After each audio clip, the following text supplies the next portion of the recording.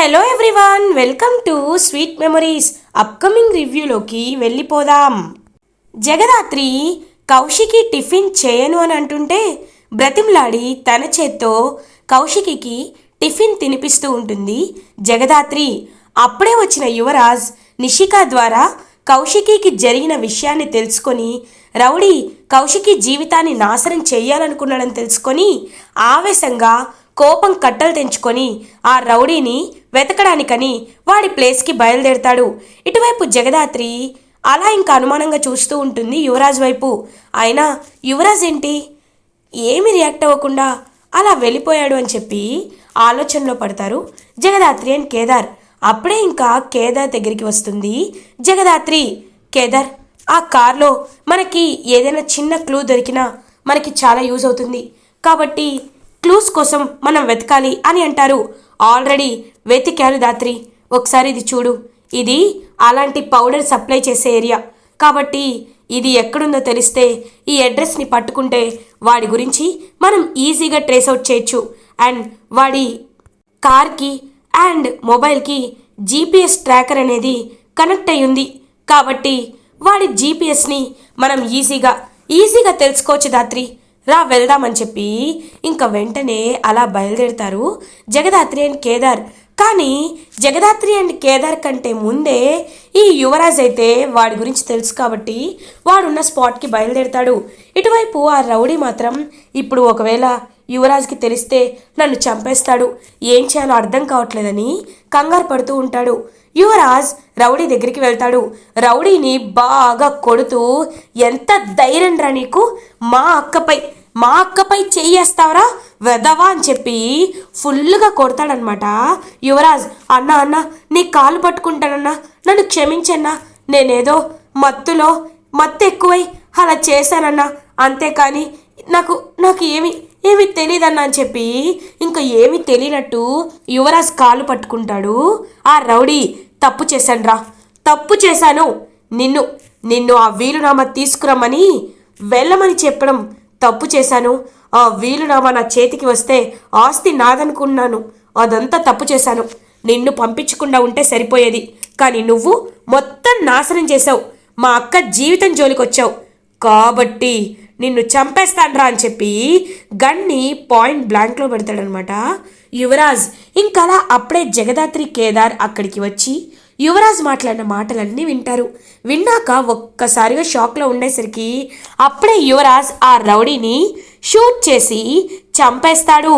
ఒక్కసారిగా Jagadhatri and Kedar shock అయిపోతారు. ఇంకా రౌడీ చనిపోతాడు. యువరాజ్ అలా ఇంకా గన్తో బయటికి వస్తూ ఉంటే అక్కడే జగదాత్రి అండ్ కేదార్ కనబడతారు.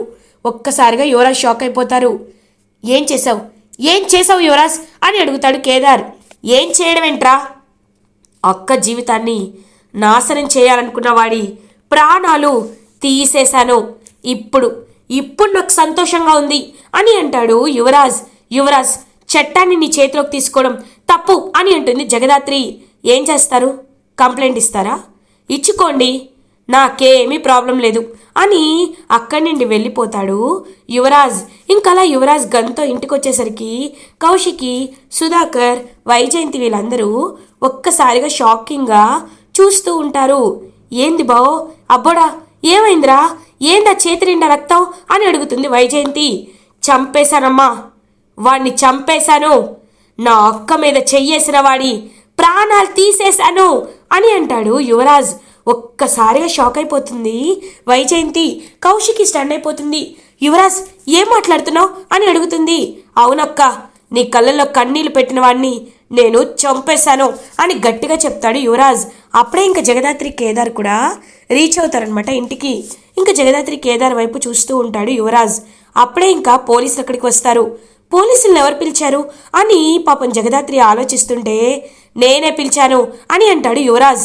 ఒక్కసారిగా షాక్ అయిపోతారనమాట కౌశికి. యువరాజ్ ఎందుకు ఇలా చేశావు అని అడుగుతుంది. అక్క, నువ్వు నా ప్రాణం అక్క, చిన్నప్పటి నుండి నువ్వు నన్ను ఎలా పెంచావో నాకు తెలుసక్క, అలాంటప్పుడు నీకోసం నేను జైలుకు వెళ్ళగలనక్క, అందుకే తప్పు చేశాను కాబట్టి తప్పు ఒప్పుకోవడానికే జైలుకి వెళ్తున్నాను. త్వరలో తిరిగి వస్తాను అని అరెస్ట్ అయి వెళ్ళిపోతూ కేదార్ దగ్గరికి వస్తాడు యువరాజ్. రే కేదార్, నేను ఏం చేసినా ఒక లాజిక్ ఉంటుంది. ఆ రౌడీని కొట్టి అక్కని కాపాడి నువ్వు అక్క జీవితంలో హీరోవి అయ్యావు. కానీ ఇప్పుడు నేను అక్క మీద చెయ్యేసిన రౌడీని చంపి జైలుకు వెళ్ళి హీరోనవుతున్నా. ఎప్పటికీ నేను నీకంటే ముందే ఉంటాను. అక్క జీవితంలో అక్క విషయంలో ఇప్పుడు నీకంటే నేనే హీరో అని గట్టిగా ఇంకా చెవి దగ్గర చెప్పి అలా అరెస్ట్ అయ్యి వెళ్ళిపోతూ ఉంటాడు యువరాజ్. ఇంకా జగదాత్రి కేదార్ ఒకరినొకరు చూసుకుంటారు. అబ్బోడా అని వెనకాలే వెళ్తూ ఉంటుందన్నమాట వైజయంతి.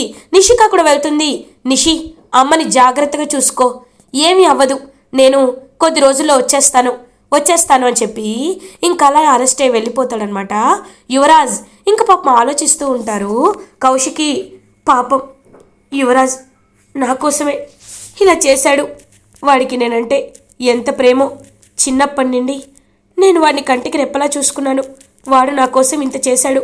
బాబాయ్, ఎలా అయినా వాడికి బెయిల్ వచ్చేలా మీరే చేయాలి బాబాయ్ అని సుధాకర్ని బ్రతిమలాడుతుంది కౌశికి. ఇంకా వెంటనే ఆలోచిస్తూ ఉంటాడనమాట సుధాకర్. ఇంకా జగదాత్రి కేదార్ ఇద్దరూ పక్కకి వెళ్ళిపోయి ఆలోచిస్తూ ఉంటారు.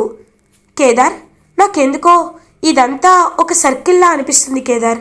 మనం చాలా ట్రేస్ చేసి వాడి లొకేషన్ని కనిపెట్టాం. కానీ మనకంటే ముందు యువరాజ్ ఆ లొకేషన్ని ఎలా కనిపెట్టాడు? యువరాజ్కి ఆ రౌడీ గురించి తెలుసా? అయినా చేసింది తప్పు నేనే అన్నాడు. అప్పుడే మనం అక్కడికి వెళ్ళాం. దాని ముందు ఏం మాట్లాడుతున్నాడు? ఆ రౌడీకి యువరాజ్కి పాత పరిచయాలు ఏమైనా ఉన్నాయా అని ఆలోచిస్తుంది జగదాత్రి. అవును దాత్రి, నువ్వు చెప్తుంటే నాకు అదే నిజం అనిపిస్తుంది. కానీ మన దగ్గర సాక్ష్యాలు లేవు. ఖచ్చితంగా ఇదేదో మనం తెలుసుకోకూడనిలాగే అనిపిస్తుంది. కానీ ఒక్కసారి ఆలోచించాలి దాత్రి. ఒకవేళ యువరాజే ఆ రౌడీని పంపించి ఉంటే యువరాజ్కి తగిన శిక్ష పడాలి అని అంటారు యువరాజ్ గురించి కేదార్. మనం ఇలా వెళ్తే యువరాజ్ నిజాన్ని బయటపెట్టడు, కాబట్టి మనం జేడీకేడీగా వెళ్ళాలి అని జగదాత్రి కేదార్ జేడీకేడీలుగా పోలీస్ స్టేషన్కి రీచ్ అవుతారు. యువరాజ్ అలా ఇంకా కాలు మీద కాలేసుకొని కూర్చొని జైల్లో అటు ఇటు చూస్తూ ఉంటాడు. అప్పుడే కరెక్ట్గా జేడీకేడీ సాధు నాయక్ దగ్గరికి వచ్చి రిపోర్టింగ్ సార్ అని చెప్పి రిపోర్ట్ చేస్తూ ఉంటారు. జై హింద్ జేడీ, ఈ విషయంలో మీకేదైనా ఫిషీగా అనిపిస్తోందా? అంటే యువరాజ్ తనంతట తాను వాలంటీర్గా వచ్చి అరెస్ట్ అవ్వడం, it's looking like something is there to find out. So మీరే వెళ్ళి ఆ విషయాలన్నీ తెలుసుకోవాలి అని అంటారు సాధునాయక్. తప్పకుండా సార్, మేము ఖచ్చితంగా మీరు చెప్పినట్టే చేస్తాం. వి విల్ ఫైండ్ అవుట్ ఏముందో అని అలా ఇంకా వెళ్తారనమాట జేడీకేడీ యువరాజ్ దగ్గరికి. ఇంకా యువరాజ్ అలా చూస్తూ ఉంటాడు. ఏంటి, ఎందుకు వచ్చారు? హో, ఎంక్వైరీ చేయడానికి వచ్చారా? అవును, నేనే ఆ రౌడీని చంపేశాను అని అంటారు. ఒక్కసారిగా ఇంకా షాక్ అయిపోతారు జేడీ అండ్ కేడీ. చూడు, మాకు ఇచ్చిన ఇన్ఫర్మేషన్ ప్రకారం, మేం చేసిన ఎంక్వైరీ ప్రకారం ఆ రౌడీ వచ్చి కారులో పార్క్ చేసి వాడి ఇంటికి ఎంటర్ అయ్యాడు. తర్వాత వాడు పరిగెత్తుకుంటూ ఎగ్జిట్ అయిపోయాడు.